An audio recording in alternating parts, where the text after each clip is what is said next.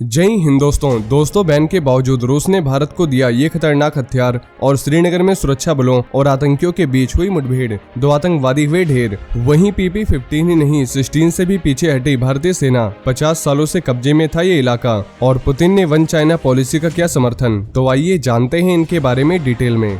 दोस्तों, भारत में रूस के राजदूत डेनिस अलीपोव ने उज्बेकिस्तान में SCO शिखर सम्मेलन में भाग लिया और इस मौके पर उन्होंने भारत की जमकर तारीफ की। अलीपोव ने बताया कि अमेरिकी धमकियों के बावजूद भारत ने S-400 मिसाइल डिफेंस सिस्टम के समझौते के लिए हाथ आगे बढ़ाया, जो दिखाता है कि भारत अपने राष्ट्रीय हितों को सबसे ऊपर रखता है। अलीपोव ने रूसी राष्ट्रपति व्लादिमीर पुतिन और प्रधानमंत्री नरेंद्र मोदी के बीच होने वाले इम्पोर्टेंट बैठक से पहले ये बयान दिया है। रूसी राष्ट्रपति व्लादिमीर पुतिन और प्रधानमंत्री नरेंद्र मोदी के बीच होने वाली अपकमिंग मीटिंग में स्ट्रेटेजिक स्टेबिलिटी, एशिया प्रशांत क्षेत्र की स्थिति, यूनाइटेड नेशंस और G20 के अंदर द्विपक्षीय सहयोग के मुद्दों पर चर्चा होने की उम्मीद है। अलीपोव ने सरकारी न्यूज एजेंसी टास से बातचीत में बताया कि रूस और भारत आपस में होने वाले समझौतों को तय समय सीमा में पूरा करने में दिलचस्पी रखते हैं और उसके लिए कमिटेड हैं। इसी कड़ी में रूस और भारत के डिफेंस एग्रीमेंट के तहत S-400 मिसाइल डिफेंस सिस्टम को तय समय में भारत को दिया गया है। भारत और रूस के बीच हुए डिफेंस एग्रीमेंट के तहत S-400 मिसाइल डिफेंस सिस्टम की कुछ खेप भारत को मिल चुकी है। साथ ही रूस का S-400 मिसाइल डिफेंस सिस्टम दुनिया का सबसे एडवांस डिफेंस मिसाइल सिस्टम है। और इस डील को लेकर एक इंटरेस्टिंग बात यह है कि अमेरिका ने भारत को धमकी तक दी थी कि अगर भारत इस डील के लिए हाथ आगे बढ़ाता है तो उसे अमेरिका के countering America's adversaries through sanction act CAATSA का सामना करना पड़ेगा।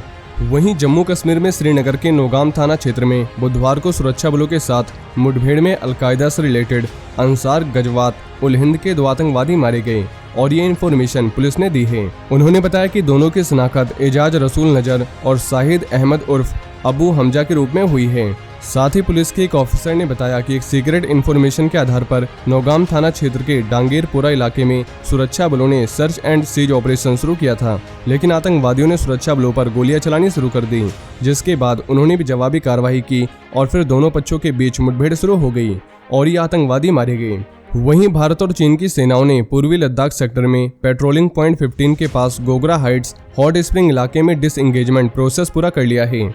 वैसे इस पॉइंट पर काफी समय से गतिरोध बना हुआ था। हालांकि इस डिसएंगेजमेंट पर लद्दाख के एक काउंसलर का दावा है कि हमारे सैनिक न केवल PP-15 बल्कि PP-16 से भी पीछे हट गए हैं, जहां पिछले 50 सालों से हमारा कब्जा था। रिपोर्ट्स के मुताबिक लद्दाख के काउंसलर ने बताया कि हमारी सेना PP-16 से भी पीछे हटी है, जहां करीब 50 सालों से परमानेंट पोस्ट थी। और ये एक झटका है क्योंकि ये चारागाह की भूमि होती थी और अब बफर एरिया बन चुका है। अब कौन सा LAC होगा और नए पोस्ट कहां होंगे ये साफ नहीं है। वहीं करीब 30 से 40 किलोमीटर का इलाका बफर जोन बन गया है। साथ ही आज की तारीख में फिंगर 4 और फिंगर 3 के बीच का एरिया भी बफर जोन बन चुका है। PP-15 से लेकर रिजांगला तक का पूरा एरिया बफर जोन हुआ है और इन सब का स्थानीय लोगों के जीवन पर असर पड़ेगा। साथ ही उन्होंने बताया कि 16 राउंड की जो भी बातचीत हुई है उसके बारे में स्थानीय नागरिकों को कुछ भी नहीं बताया गया। हालांकि हम लोग यहाँ कई पीढ़ियों से रह रहे हैं और हमारे स्थानीय लोगों का भी हक बनता है, लेकिन इन सब चीजों के बारे में हमें कुछ भी नहीं बताया गया। काउंसलर ने डिसएंगेजमेंट प्रोसेस पर बताया कि इस प्रोसेस से स्थानीय लोग बेहद नाराज हैं और ये देश के लिहाज से सही हो सकता है कि बॉर्डर पर शांति होनी चाहिए, लेकिन अपने तरफ की इतनी ज्यादा जमीन विवादित क्षेत्र में चले जाना ये स्थानीय लोगों के लिए दुर्भाग्यपूर्ण रहा है। वहीं रूस यूक्रेन वॉर के बाद पहली बार रूसी राष्ट्रपति व्लादिमीर पुतिन और चीनी राष्ट्रपति शी जिनपिंग के बीच आमने सामने मुलाकात हुई है।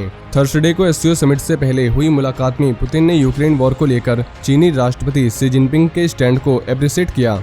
वहीं उन्होंने ताइवान को लेकर अमेरिका की नीति का विरोध भी किया और कहा कि रूस वन चाइना पॉलिसी का समर्थन करता है। वहीं चीनी राष्ट्रपति ने रूस को पुराना और अच्छा दोस्त बताया है। वैसे चीन ने इंटरनेशनल फ्रंट्स पर यूक्रेन के खिलाफ रूसी ऑपरेशन की निंदा करने और इसे पश्चिम और उसके सहयोगियों की तरह अटैक कहने से परहेज किया था। रूस ने शुरू से ही यूक्रेन पर किए हमले को एक मिलिट्री ऑपरेशन बताया है। इनके अलावा पुतिन ने चीन के ताइवान पर दावे का भी क्लियर रूप से समर्थन किया है और अमेरिकी इंटरफेरेंस की आलोचना भी की है।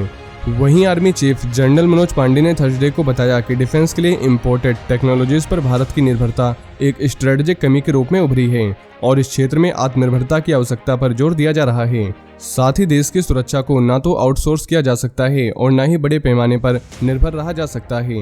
दोस्तों, उन्होंने मॉडर्न टेक्निकल कैपेबिलिटीज की जरूरतों पर रोशनी डालते हुए बताया कि शत्रुतापूर्ण और न्यूक्लियर आर्म्ड पड़ोसियों चीन के साथ देश की सीमाओं पर घटनाक्रम ने हर समय मॉडर्न, टाइट और टेक्निकल रूप से स्ट्रॉन्ग आर्म फोर्सेस को बनाए रखने की जरूरत को मजबूत किया है। दोस्तों, जनरल मनोज पांडे ने बताया कि आज की सुरक्षा टेक्निकल स्किल्स पर बेस्ड है और कोई भी देश लेटेस्ट मॉडर्न टेक्नोलॉजीज को शेयर करने को तैयार नहीं है। राष्ट्र की सुरक्षा को ना तो आउटसोर्स किया जा सकता है और ना ही दूसरों की काइंडनेस पर निर्भर रहा जा सकता है। इसलिए क्रिटिकल टेक्नोलॉजीज में आत्मनिर्भरता स्ट्रेटेजिक रूप से जरूरी है, जिसे अब नजरअंदाज नहीं किया जा सकता। तो दोस्तों, ये थे आज के कुछ बड़े डिफेंस अपडेट। वहीं अगर आप भारतीय सेना से जुड़ी ऐसी और भी जानकारी जानना चाहते हैं तो आपको हमारे दूसरे चैनल डिफेंस एनालिसिस पे मिल जाएगी, जिसके लिंक आपको नीचे डिस्क्रिप्शन में मिल जाएगी।